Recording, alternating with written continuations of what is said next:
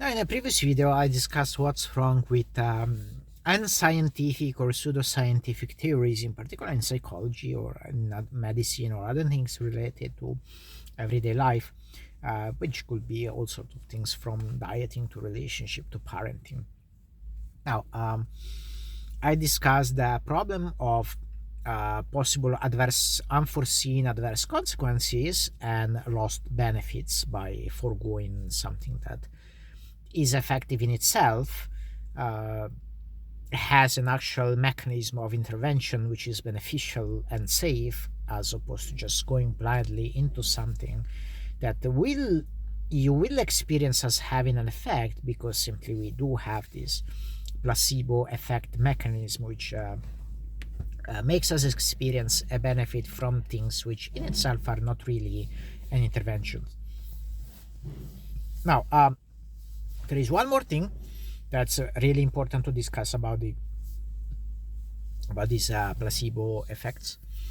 And again, it's really placebo effects plural, because it's a combination of things as opposed to a singular thing as most people assume. But let's just keep it singular for the sake of simplicity for this far.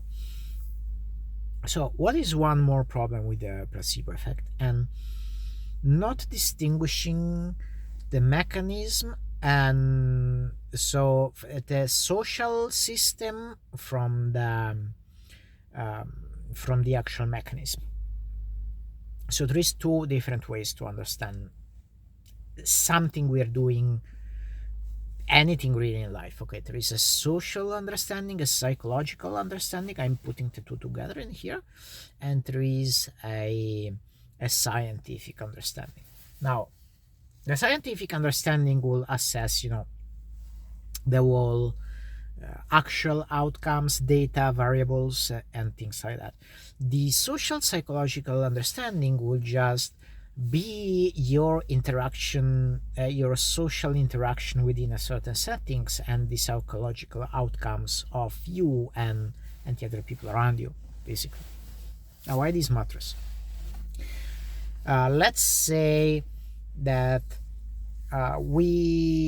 you have a disease or something, or you are psychologically unwell, you're depressed, uh, whatever it is. Now, there has been all sort of interventions throughout history, all sort of rituals, all sort of traditional medicine, all sort of things that people have been doing to make other people well, all right? Which in itself is a very nice thing. Now, I also remember this story about this guy having depression and going to this tribe where they have performed a traditional ritual for him to heal him from the demon that possessed him, that made him depressed, and they have sacrificed an animal in front of him and covered it with the blood of the animal and enchanted their prayers around him and something of that sort, and it did really make him feel better. Now, why did that happen? And he himself said, "No, I'm not really convinced that the blood of the animal or the specific chant had anything to do with it, but this social connection of feeling these people who were stranger to me just coming, gathering all together in the village and making this complicated thing just for me, just for making me feel better, made me really feel better." And that felt amazing, and it really affected my mood. And if you ask me, that's fantastic. Why not? Now, the problem is with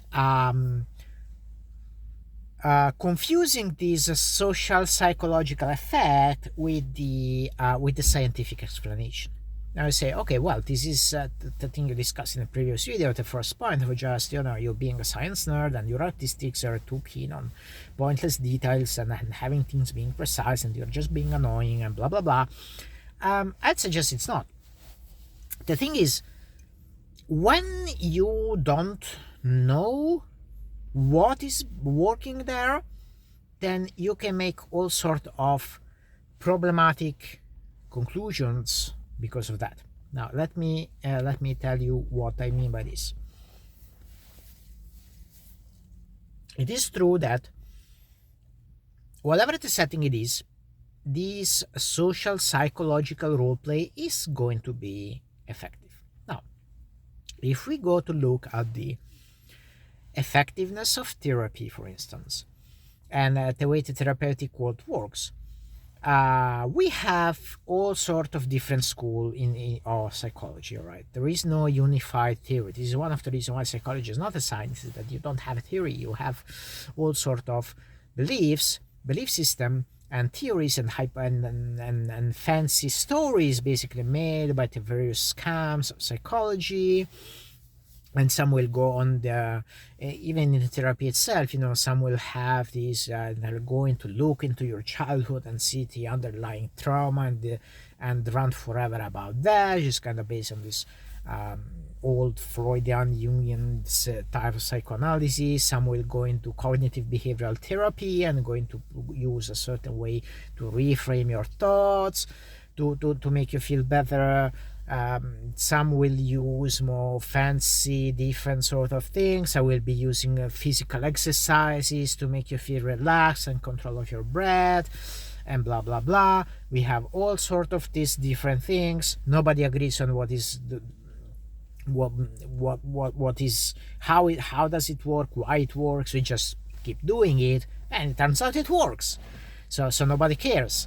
And the thing is, if you look at the evidence, the point is, it doesn't really matter what therapy are you doing. It's just the process of the therapy itself that's going to have an effect. So it doesn't matter if you do cognitive behavioral therapy, interpersonal therapy, if you're going a psychodynamic therapy. It really, the point is, going to therapy, going to have someone you are talking to, you are venting to, somebody you are experiencing a bond, somebody with whom you could safely discuss possible options, some things that you could use, as reframing your thoughts in a new way, and all these sort of things, which are really the whole social psychological role play between these two people going on. So it's kind of really the same thing of this tribe going there around you and throwing this sacrificed animal blood on you, and it has a social role play of, hey, something is happening here, and it feels good, it feels powerful, it feels empowering, and it is making a difference, which again is a good thing. Now, what the problem is that if you think it is working because of the alleged mechanism, you are going to run into trouble. So if you don't understand that the therapy is working because of this, but you think, oh, this therapist is telling me that this my childhood thing is going to affect me in a certain way and things like that, which is basically kind of the same thing as it is works in exactly the same things as astrology works, divination works, psychic power works. It's really the same thing. So if you go to an astrologist, you'll have exactly the same effect. Oh, I'm talking here and it's giving me good hints. It's giving me a framework to look at life. Okay, because I'm a Virgo and therefore I should be avoiding talking to people who are a Leo, and therefore I'm cutting my interactions, and I'm really feeling empowered, and now I'm feeling better, and now this is really giving me a sense of control of my life. It's pretty much the same thing. So, and again, it feels powerful, it feels empowering. You will have a placebo effect, and it will have an impact on you, and it can be a positive impact. But the positive income doesn't come from the specific explanation, whether it's tarot, astrology, cognitive behavioral therapy, psychodynamic therapy, whatever it is. It comes from the social psychological role play of being there with somebody, of having new frameworks, of having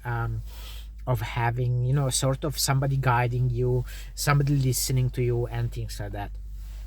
Now, the problem is that, one, you can have this with all other practitioners. So if you get stuck into something, again, whether it is certain type of therapy, whether it is astrology, whether it is getting your divinations from a psychic, it's really, if you get stuck into that mindset, then it limits your opportunities to something that is more fitting for you, maybe, and something that is more useful, because you are stuck into this. Instead of understanding the things as it is, as, oh, I am having, somebody to talk to, I'm have somebody to be accountable to, I'm having guidance, I'm having a non judgmental safe space to vent, and all sort of things, you're just feeling it is really important that the details of these explain mechanism are important. So then if you will have maybe detrimental effects of, say, oh, but the star alignments are telling you to not do this, and then you don't do that, and you feel it makes sense because, oh, this is helping you, so you should listen, and maybe that was something that was good for you, so you should have not listened. Because the point is not the mechanism itself, the point is the social psychological role play. A good example of this is actually the way that violent cults work is exactly this.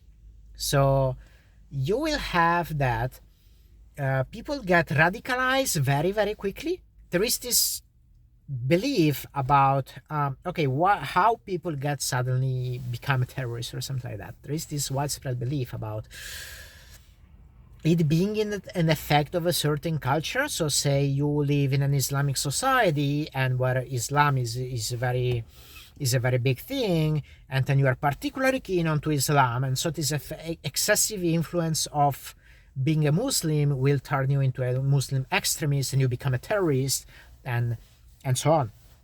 And this is complete bogus. What happens is that you see that most of the times people who commit violence acts, people who become terrorists, are not people who have, tendentially speaking, very strongly into a very radical group, but they become radicalized very, very fast by being accepted into a group which provides acceptance and again, this social psychological role play of feeling you're heard, feeling you're understood, feeling you belong somewhere, which is really powerful. But it gives you the thing, oh, I'm feeling if this is an Islamic community, it could be, whatever other community, and any community could be extremistic. So you have Christian extremistic cult, you have right-wing extremistic cult, you have left-wing extremistic cult, it can be whatever. But what you will think that is, instead of feeling that, oh, I'm feeling accepted by this group and the acceptance of this group is what is making me better, you feel, or you will be made feel, if this is specifically a cult extremistic group, you will be made feel that the details of this group, so the culture that this group represents, is really the key of feeling good. So in order to save the world, since this Nazi or Islamic or right-wing or communist group has saved you, in order to save the world, you need Islam or Nazism or communism or conservatism or whatever it is.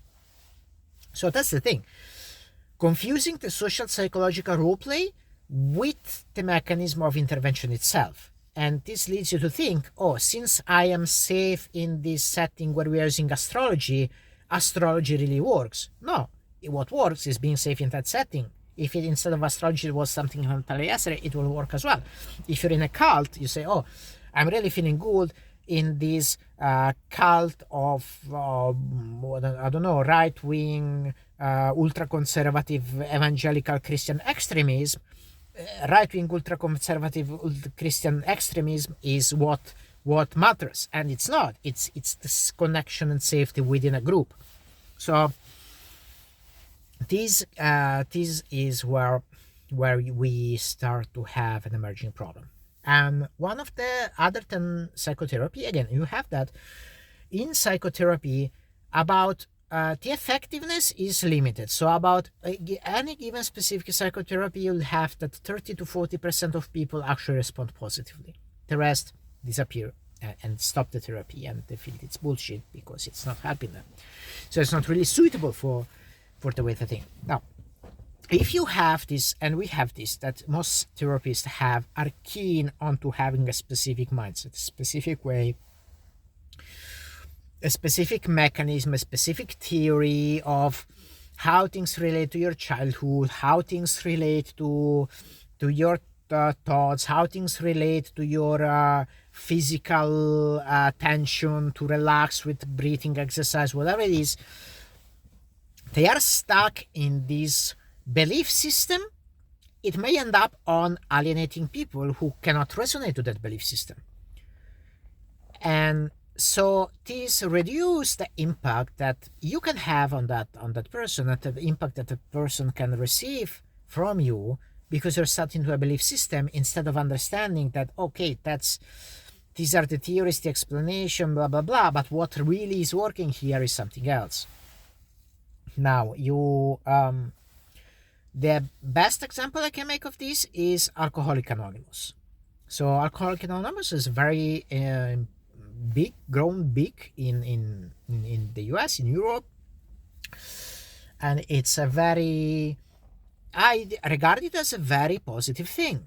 It's something that has helped a lot of people with a very serious problem, which is alcoholism, which is extremely damaging, can have extremely harsh consequences on people's life.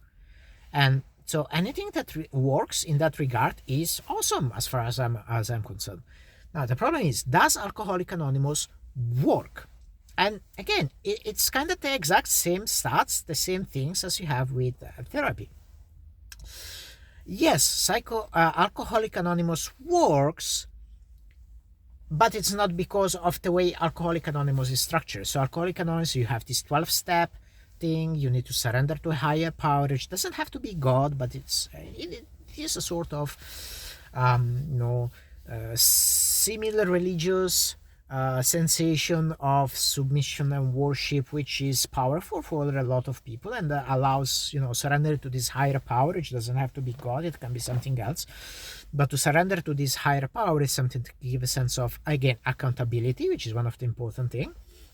It gives a sense of working with purpose, working towards something, and that's a powerful thing.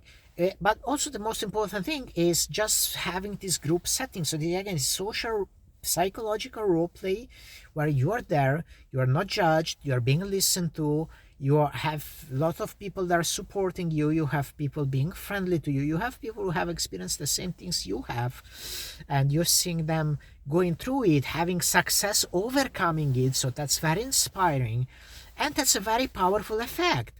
So that's awesome. But the problem is, with this emphasis on this 12 step, with this emphasis on this higher power thing, a lot of people just cannot resonate with it.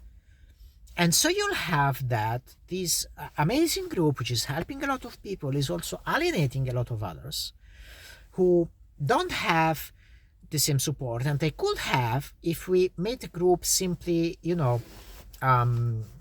using the powerful mechanism of Alcoholic Anonymous, or even simply doing Alcoholic Anonymous and other alternatives which do exist. They're just not popular, so they're very hard to access. Because of this insistence of these 12 steps are what works, which is not. They do work. You will have this placebo effect. You will have a powerful effect even from the other things around it. But the 12 step in itself don't really do much. You could have any other system. Probably not any other system, but you could have tons of other systems which could be available for other people and still have this same effect and benefit of having this group interaction, having this support from peers, seeing people going from the same things as you have and have overcome it, and so on and so on. So if instead of having this stiffness, rigidity in the belief of a certain explanation, of a certain mechanism, again, whether it is Alcoholic Anonymous, whether it's Freudian therapy, whether it is astrology, whether it's tarots, instead of being stuck in the system, we understand that what helps is the social psychological role play happening there.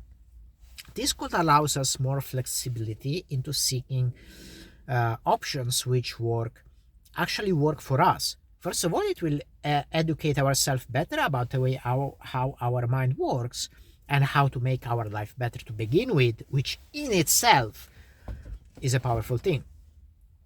But more importantly, it's just helps us understand that there are alternatives. So if I'm an alcoholic and I don't really feel that Alcoholic Anonymous resonates with me, I can understand that, the point is not about the 12 steps. The point is about finding a support group. So if this is more out of in the blue, this is more public, this is more understood at a general level. I know that if I don't resonate with Alcoholic Anonymous, there are other alternatives which provides the same benefits, because the benefits don't come from the 12 steps, they come from something else. And if I don't resonate with the 12 steps, I can find something else that gives me the same benefit while it resonates with me, so it works even better. Now, does this mean that I hate people who go to astrologists or go to Alcoholic Anonymous? Again, no. It's a very good way to get a certain benefit and to get certain things to happen to empower you, and that's a very great thing. If that works for you, that's fantastic. But being too stuck in these rigid explanatory theories and theories of interventions, theory of what is going on, is misleading.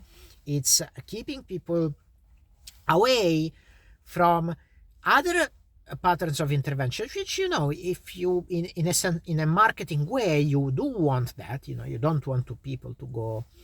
If I'm a therapist, for instance, you don't want people go to other therapists. So if my things is the only one that works, that's good for me, but it's not necessarily good for them.